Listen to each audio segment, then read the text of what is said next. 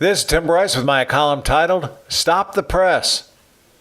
In the past, the expression stop the press meant to halt production in order to include a pressing news story in a newspaper. Now it is becoming a war cry to take the news media to task for fake news. When Donald Trump assumed the office of the president, there was no honeymoon as was afforded his predecessors. Instead, he has been constantly under attack by the liberal left on the streets, congressional Democrats, inside gremlin leakers, the entertainment media, and the press. In their minds, he can do nothing right, and as such, they are on a mission. Take him down at all costs. By using stalling and smearing tactics, they hope to make him impotent. Ideally, they would love to impeach him, thereby killing two birds with one stone, both Mr. Trump and the Republicans. The animosity is so great, if the president's life was somehow taken, God forbid, I suspect the left would celebrate as opposed to shedding a single tear. The greatest threat to American national security is not the climate, terrorist groups, or a foreign government such as North Korea. It is the American press who has turned from the watchdog of government to attack dog. Every day a new story is introduced, be it large or small, designed to be derogatory against the president, most of which is fallacious. Their objective is simple: create a feeding frenzy to tie up the White House by spreading falsehoods and calling for a continuous line of investigations. By doing so, they hope to put the president on the defensive and deter his agenda. Anyone who believes the press is fair and impartial is taking it in the arm. Journalistic integrity is a myth. It's about the Democrats retaking the government. The rhetoric is so vicious by the liberal press that drastic measures are likely in the offing.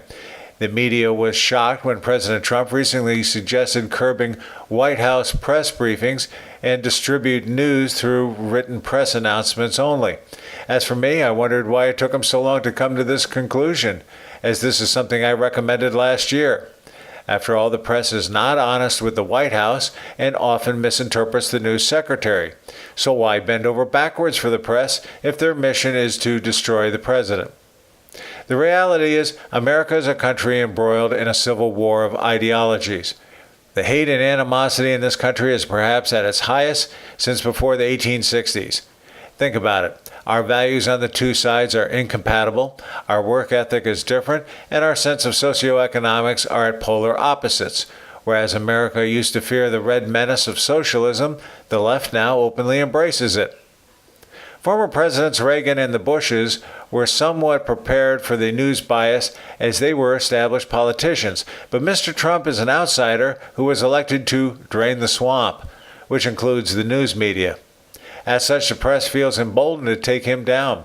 In response, the president does not feel compelled to play by their rules and is willing to strike back, something the press is unaccustomed to and angers them.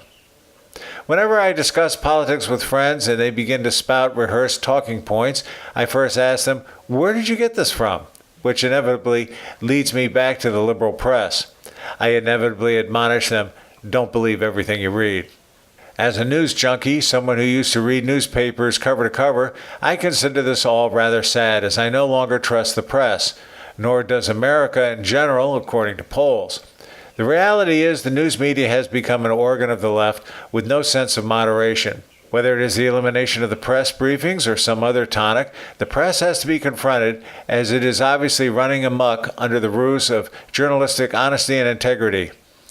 The news media will likely keep attacking the president through the midterm elections next year.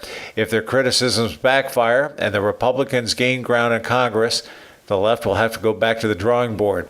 It seems to me they would have more luck articulating their policies and positions on such things as the economy, foreign affairs, national security, and so on, than just being the harbinger of doom and gloom. Then again, maybe they have nothing new to offer the American public. The important point to remember here is stop the press. Friends, keep the faith. This is Tim Bryce in Palm Harbor, Florida. Follow me on the internet at timbryce.com.